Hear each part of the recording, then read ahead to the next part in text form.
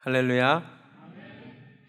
오늘 추수감사절입니다. 1년 동안 우리 삶을 지켜주신 하나님께 참 감사합니다. 오늘 감사를 주제로 주제 설교합니다. 그러나 역시 본문에 근거하여 하나님께서 주시는 음성을 듣기를 원합니다.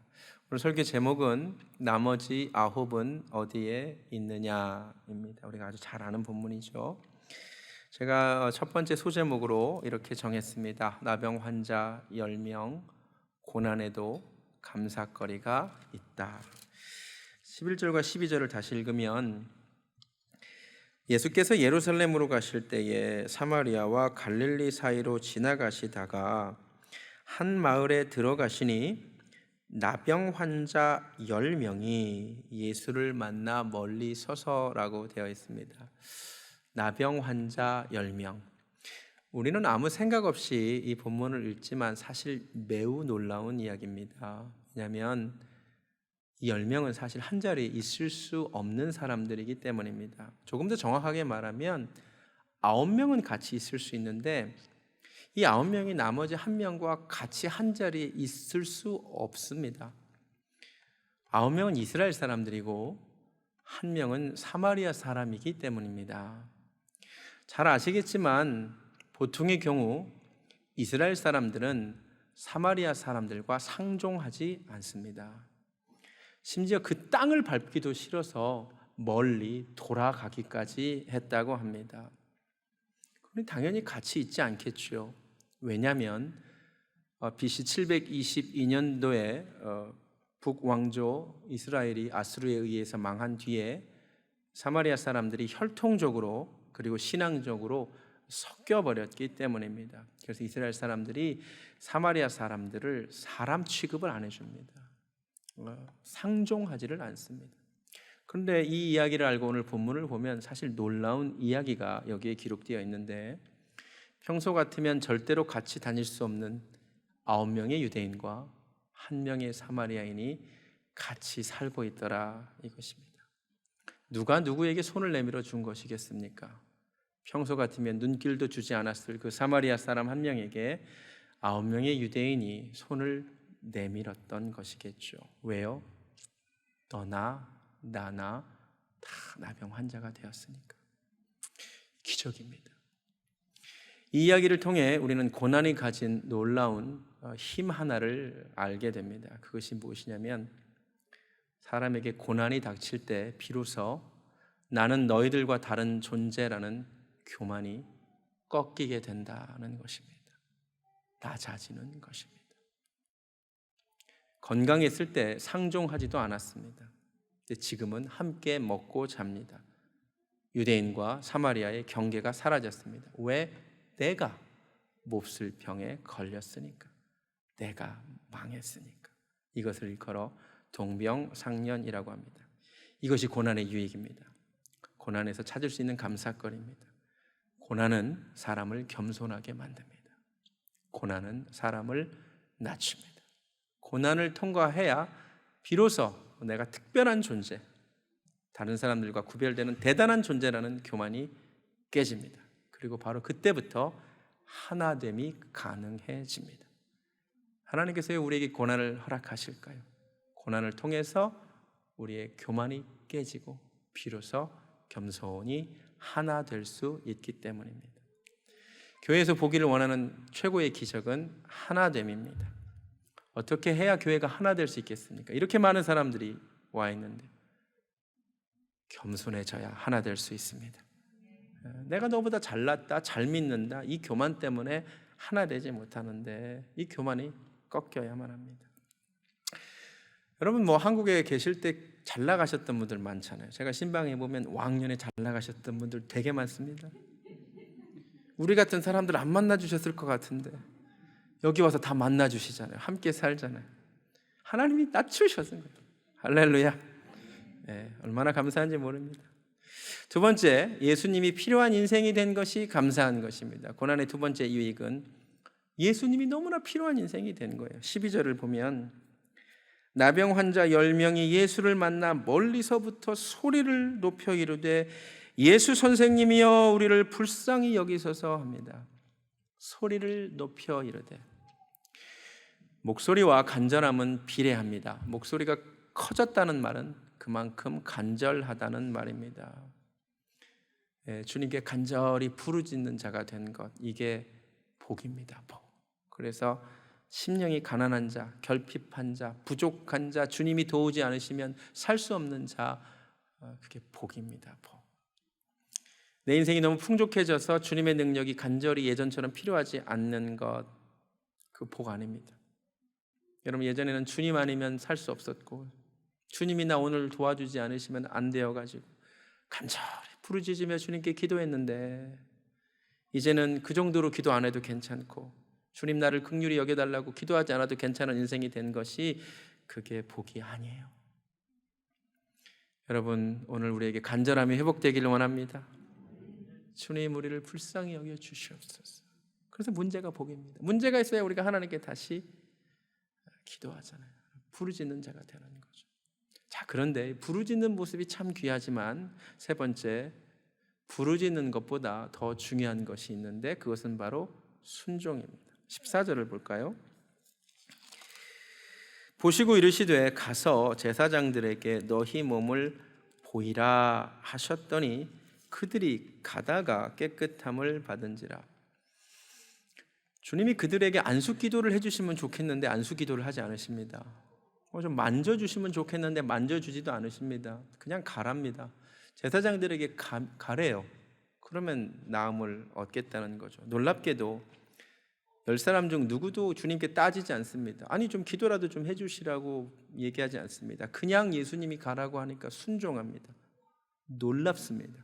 그리고 정말 성경에 따르면 순종하여 가다가 깨끗함을 받습니다. 수동태죠. 하나님이 고치십니다. 언제 역사가 나타났다고요? 순종할 때 나타났습니다. 여러분, 부르짖는 것 참 귀합니다. 주님께 간절히 부르짖는 것, 기도하는 것 귀합니다. 그런데 순종하는 믿음이 더 귀합니다. 새벽마다 뜨겁게 부르짖는데 말씀에 순종하지 않아요? 무슨 소용이 있겠습니까? 여러분이 부르짖는 믿음의 소유자 되기를 정말 원하지만, 그보다 나아가서 순종하는 믿음의 소유자 되기를 예수님의 이름으로 축원합니다. 근데 순종하는 믿음보다 더 중요한 것이 있는데, 우리는 이미 결론을 알고 있어요. 오늘 추수감사절이니까 감사하는 믿음이 더 대단한 믿음입니다. 할렐루야. 지금도 그 얘기를 할게요.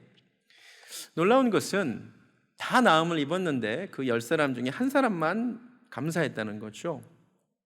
15절을 보니까 그 중에 한 사람이 자기가 낳은 것을 보고, 분명히 낳네요, 큰 소리로 하나님께 영광을 돌리며 돌아와 예수의 발 아래 엎드려 감사하니 세상에 그는 사마리아 사람이었습니다. 이 사람의 이 감사하는 모습을 묵상해 보는데 한 가지가 참 은혜가 됩니다. 첫 번째, 이 사람은 큰 소리로, 본문에 큰 소리가 2번 나옵니다. 13절에도 예수를 보고 소리를 높였어요. 이 큰 소리는 우리가 많이 듣는 큰 소리입니다. 주님, 우리를 좀 도와주세요. 주님, 우리를 불쌍히 여겨주세요. 13절에 나오는 큰 소리는 교회마다 들을 수 있는 이야기입니다. 기도원에 가면 다 들을 수 있습니다. 주님, 나를 좀 도와주시라고. 그런데 15절에 나오는 큰 소리는 거의 듣기 어려운 큰 소리입니다. 문제가 해결된 뒤에 역시 큰 소리로 하나님께 감사하는 것 별로 못 봤습니다. 제가 어렸을 때부터 교회 다녀가지고 기도원 부모님 쫓아다녀서 철야 예배도 많이 가봐서 큰 소리로 하나님께 통성 기도하는 거 많이 들었어요. 주여 도와주시라고. 13절 많이 들었어요. 근데 15절의 큰 소리는 별로 못 들어봤어요. 주여 너무 감사합니다. 우리가 통성 기도만이 아니라 통성 감사하기 원합니다. 두 번째, 하나님께 영광을 돌리며. 우리는 자꾸 사람에게 감사하죠. 그런데 하나님께 감사해야 돼요. 하나님께 영광을 돌려야 돼요. 할렐루야. 나도 모르게 내가 좀 잘한 것 같아. 내가 좀 성실히 한 것 같아.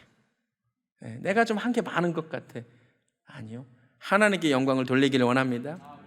세 번째, 돌아왔대요. 사진 하나 보여주실래요? 가다가 혼자 이제 돌아오는 거예요. 이 그림이 너무 좋더라고요. 돌아왔다는 것. 문제가 해결됐는데 주님께 돌아와요. 평소에 새벽기도 안 나오시던 성도님들이 갑자기 새벽기도를 나오기 시작하면 목사는 직감합니다. 문제가 생기셨구나. 그리고 그렇게 나오시던 성도님이 다시 안 나오기 시작하면 문제가 해결되셨구나. 그분은 돌아오지 않습니다. 우리는 문제만 생기면 주님께 찾아옵니다. 영주권 해결해 주세요. 주여. 해결되면 돌아오지 않습니다. 병에 걸려서 병 문제가 있어서 주님 도와주시라고 해결되면 돌아오지 않습니다. 그 빈 의자를 보시는 하나님의 마음은 어떠실까요? 한번 생각해 보시기 바랍니다. 돌아오시기 바랍니다. 네 번째, 예수의 발 아래 엎드리어 감사하니.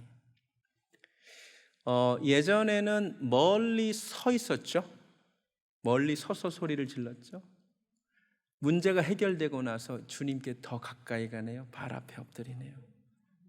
문제가 해결되기 전보다 해결된 뒤에 주님께 더 가까이 가시기 바랍니다. 예전에는 서 있었네요. 근데 이제는 그 앞에 엎드리네요. 이걸 보고 예배라고 합니다. 예배자 되시기 바랍니다. 예전에는 예수 선생님이여 라고 불렀네요. 이제는 그 앞에 엎드린다는 말은 그분을 주님으로 인정한다는 것이죠. 이런 은혜가 여러분에게 있기를 주님의 이름으로 축원합니다. 근데 이 감사를 받은 예수님의 반응은 놀랍게도 무엇이냐면 17절, 예수께서 대답하여 이르시되 10사람이 다 깨끗함을 받지 아니하였느냐? 그런데 그 9은 도대체 어디 있느냐? 이 이방인 외에는 하나님께 영광을 돌리러 돌아온 자가 없느냐? 개탄하시는 거죠. 성경에 성부 하나님의 인간을 향한 질문이 나옵니다. 아담아, 내가 어디 있느냐? 그리고 성자 하나님이신 예수님의 질문, 그 9은 어디 있느냐? 성부 하나님은 죄 지은 자를 찾으시고 성자 예수님은 감사하지 않는 자를 찾으십니다. 그냥 지나칠 수 없는 질문입니다. 주님은 감사하지 않는 자들이 궁금해요. 왜 돌아오지 않느냐? 근데 이거 충분히 이해할 수 있죠. 우리도 누군가에게 무엇인가를 베풀면 무언가가 돌아오기를 기대합니다. 하다못해 운전을 하고 가는데 차가 만났는데 내가 먼저 가야 되는데 양보를 해서 먼저 가라고 하면 그 다음에 우리가 기다리고 있습니다. 상대방이 가면서 요거 한번 해주기를, 고개 한번 끄덕여 주기를. 근데 안 하고 그냥 가면 이런단 말이에요. 그죠? 아니 무엇인가를 베풀었으면 기다리는 게 있어요. 해준 사람은 기다리는 게 있다고. 뭐요? 감사하기를. 하나님도 똑같다는 거예요. 어떤 교회는 여러 교회, 개척교회 목사님들을 후원하고 여러 선교사님들을 후원하는데 매년 말에 그 교회와 그 선교사님들을 내년에도 다시 후원할지를 결정하는 기준이 딱 한 가지라고 합니다. 그게 뭔지 아세요? 1년 동안 후원했는데 그 1년 중 언제라도 그 후원받은 개척교회 목사님과 선교사님이 언제라도 땡큐 카드를 보냈는가 보내지 않았는가를 기준으로 삼는데요. 감사 표시를 했느냐 하지 않았느냐를 가지고 그 다음에도 이 교회를 후원할까 후원하지 않을까를 결정한다고 합니다. 굉장히 저는 성경적이라고 생각합니다. 한 번이라도 감사를 표현하면 계속 후원하지만 1년 동안 한 번도 감사를 표현하지 않았다면 매정할 정도로 끊는답니다. 감사할 줄 모르기 때문에. 우리 교회도 그렇게 하려고 그랬는데 마음이 약해가지고 우리는 그렇게 안 해요. 시카고 노스웨스턴 대학 동문들이 가장 자랑스러워하는 사람 중에 한 사람은 에드워드 스펜서라는 사람입니다. 제가 3년 전에 누가복음 설교하면서 이 본문으로 설교할 때 언급했던 사람입니다. 1860년 9월 8일 미시간 호수, 거의 바다만큼 큰 미시간 호수를 지나가던 레이디 엘진이라는 배가 있었습니다. 사진을 보여주시면 이 사진이 이 배가 폭풍을 만나게 됩니다. 풍랑을 만나게 됩니다. 다음 사진 보여주시면 어마어마한 풍랑 때문에 이 배가 좌초되게 됩니다.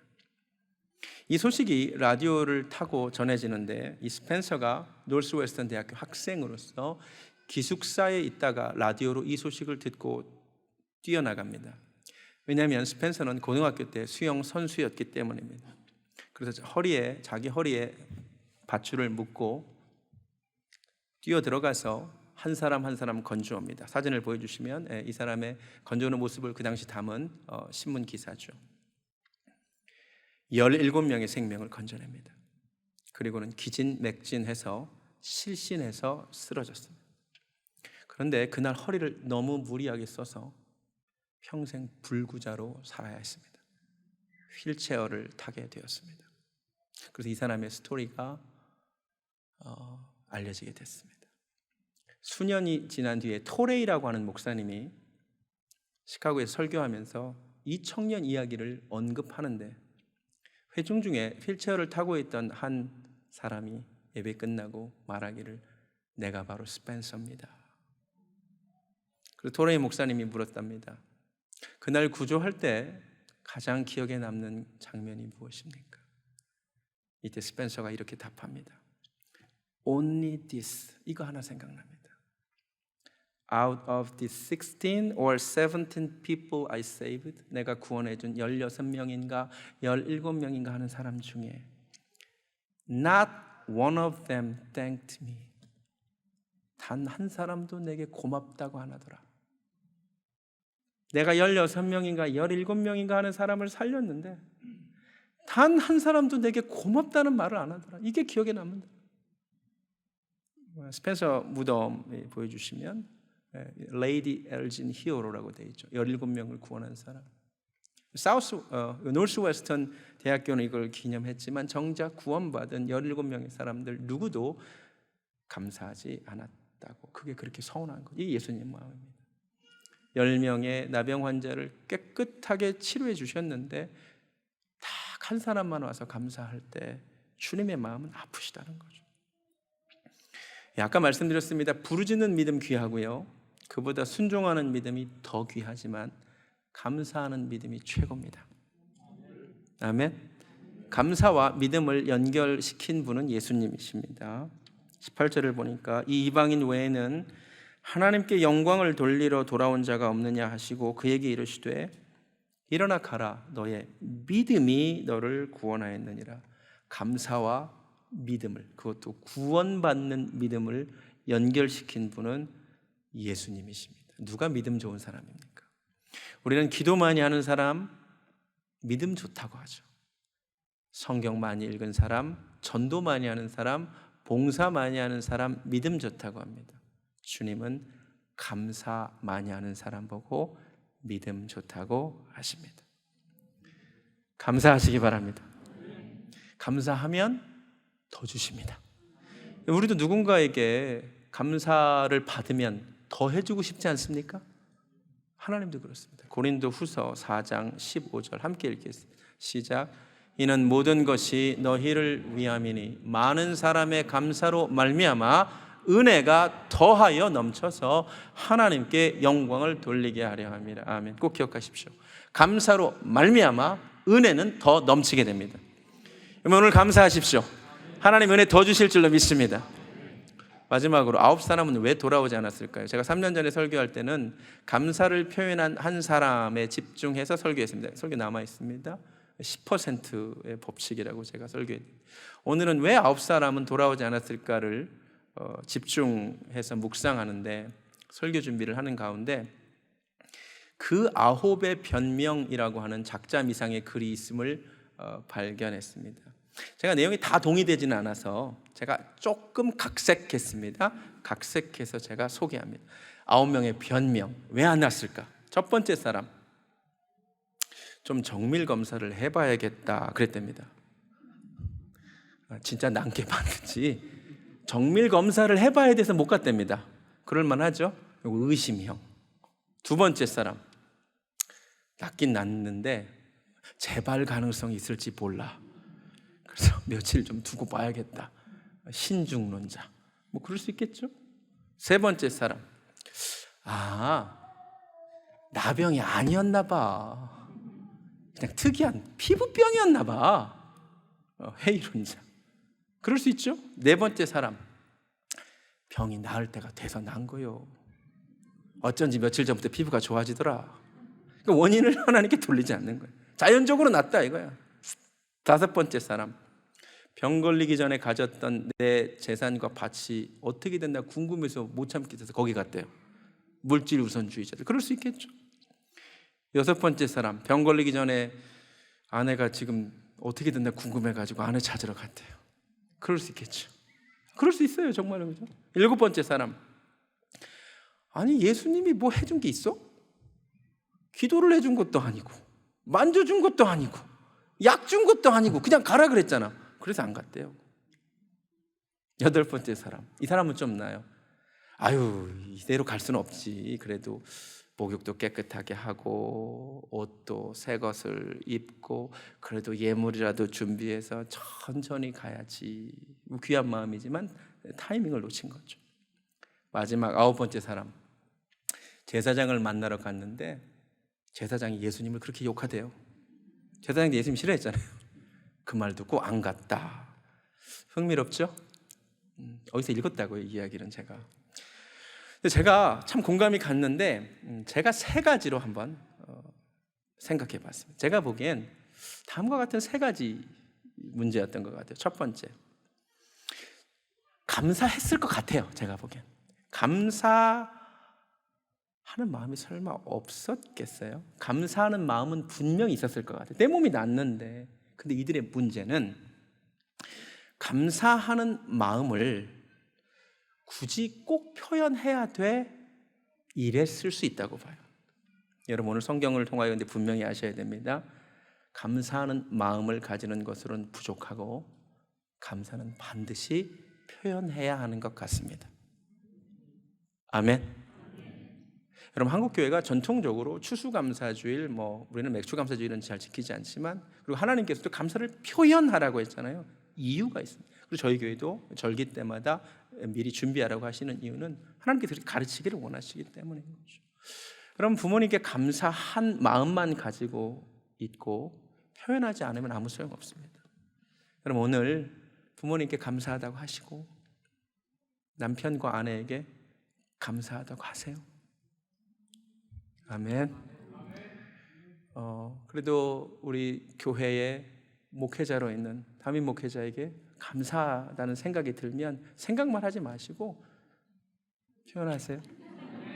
가실 때 감사합니다 이렇게 하시고 가셔도 좋고 카톡 하나 보내주세요. 제가 얘기했더니 지금 확인은 다 못했는데 몇 분 보내셨더라고요. 두 번째, 감사는 진짜 표현해야 된다니까요. 두 번째, 제가 보기에 감사를 분명히 하려고 했을 것 같아요. 근데 단지 뒤로 미룬 것 뿐인 것 같아요. 나쁜 사람들은 아니잖아요. 이들에게 가장 급한 건 제사장을 만나는 일이었던 것 같아요. 왜냐하면 레위기 14장에 의하면 제사장에게 어떤 권한이 있냐면 나병 환자를 검사하고 이 사람이 깨끗이 나았다는 것을 선언할 권리가 제사장에게 있거든요. 그러니까 이거를 받아야, 이 증명서를 받아야 현실로 돌아갈 수 있기 때문에 이들에게 가장 중요한 것은 제사장을 만나는 일이었던 것 뿐이죠. 우선순위에서 그냥 감사가 밀린 것 뿐이에요. 그런데 오늘 본문을 통해 우리가 알아야 될 것은 감사가 우선순위가 되어야 된다는 거죠. 타이밍 놓치지 마세요. 여러분, 나중에 감사해야지. 제가 우리 어머니가 작년에 돌아가시고 후회되는 것 중에 하나가 뭐냐면 살아계실 때 내가 너무 엄마 감사했어요. 못한 거. 시간이 없어. 사랑해요. 이 말 못했어요, 제가. 타이밍 놓치지 마세요. 1년 있다가 감사해야지. 그러지 마세요. 하나님은 감사를 먼저 하기를 원하시는 것 같아요. 세 번째, 감사를 제가 보기에는 표현했을 수도 있을 것 같아요. 그런데 아마 생각해 보세요. 제사장을 만나서 감사하다고 했을 것 같아요. 나 이렇게 몸이 치료돼서 너무 감사하다고. 잃어버렸던 가족들 다시 만나서 나 이렇게 몸이 나서 너무 감사하다고 말했을 가능성이 매우 높습니다. 문제는 감사의 대상이 예수님이어야 되는데 예수님께 감사하지 않았다는 것이 가장 큰 문제인 것뿐이에요. 그럼 제발 잘 들으세요. 우리가 여기까지 오는데 수많은 사람들의 도움을 받았습니다. 맞습니까? 네, 부모의 도움도 있었고요. 여러 환경적인 허락됨도 있었고요. 도움을 준 사람들도 많아요. 감사해야 될 사람들이 많습니다. 근데 그 모든 사람들에게 감사하면서 정작 이 모든 것을 가능케 하신 하나님에 대한 감사를 빼먹는다면 그것은 잘못하는 것입니다. 아멘. 감사의 대상이 명확해야 됩니다. 세 가지로 정리할게요. 감사의 마음만 있고 표현하지 않는 것은 잘못 감사하는 것입니다. 감사를 해야지라고 생각하지만 뒤로 미루는 것도 잘못 감사하는 것입니다. 감사를 하긴 하지만 가장 중요한 감사의 대상인 하나님께 감사하지 않는 삶은 잘못 사는 것입니다. 오늘 깨닫는 은혜가 있기를 주님의 이름으로 축원합니다. 마지막으로 질문, 어떤 병이 더 무서운 병인가? 나병이 성경에서 묘사하는 가장 무서운 병입니다. 감각이 없거든요. 고통을 느끼지 못합니다. 심지어 팔이 썩어가도, 코가 썩어가도 느끼지 못해요. 고통에 대한 무감각이 가장 무서운 병입니다. 그런데 오늘 말씀을 통해 보니까 감사에 대한 무감각도 무서운 병입니다. 고통이 느껴지지 않은 것도 무서운데 도무지 감사가 느껴지지 않은 거예요. 뭐가 감사해요? 감사가 느껴지지를 않는 거예요. 이렇게 감사할 것이 많은데 감사가 안 느껴지는 것, 엄청 무서운 병입니다. 뭐가 더 무서운 병일까요? 감사하시기 바랍니다. 디모데후서 3장을 보면 말세의 여러 징조들이 나와요. 말세에 고통하는 때가 이르리니 사람이 자기를 사랑하며 돈을 사랑하며 등등등등 나오는데 그 중에 하나가 감사치 않으며가 있어요. 세상이 망할 징조 중에 하나는 감사가 없어지는 겁니다. 세상만이 아니라 한 인생이 망할 징조 중에 하나도 그 입술에서 감사가 사라지는 것입니다. 세상에 감사가 사라지면 세상이 망하고 내 입술에 감사가 사라지면 내 인생이 망합니다. 깨닫기를 주님의 이름으로 축원합니다. 말씀 마칩니다. 고난 중에도 감사거리가 있습니다. 그것은 바로 고난 때문에 내 교만이 깨진다는 것이죠. 고난 때문에 주님을 간절히 찾게 된다는 것이죠. 부르짖는 자가 된다는 게 감사한 거죠. 근데 부르짖는 것보다 더 귀한 것은 순종하는 것이고, 순종하는 것보다 더 중요한 것은 감사하는 것입니다. 아멘. 감사하세요. 마음으로만 감사하지 마시고 표현하세요. 때 놓치지 마세요. 할렐루야. 정확하게 하나님께 감사하시기 바랍니다. 찬양하겠습니다. 날 구원하신 주 감사. 우리 이 시간 하나님께 감사를 표현합시다. 너무 감사하잖아요. 구원해 주셔서 감사하잖아요. 모든 것 주셔서 감사하잖아요. 주님 내 곁에 계시고 안에 계셔서 감사하잖아요.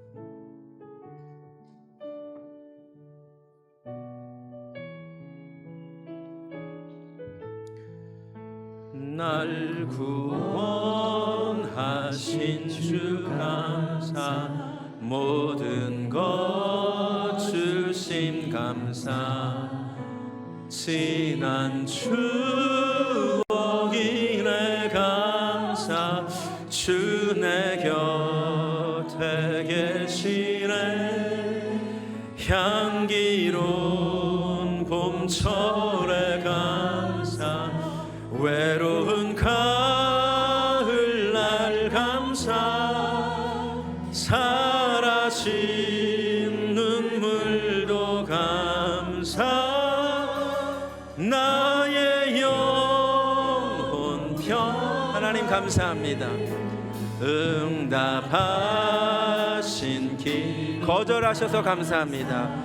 거절하신 것 감사, 헤쳐나온 풍랑 감사, 모든 것 채우시네, 아픔과 기쁨도 감사, 절망 주위로 감사, 증량 못할 은혜 감사, 그 신사랑 감사해, 길가에 장미꽃 감사, 장미가시도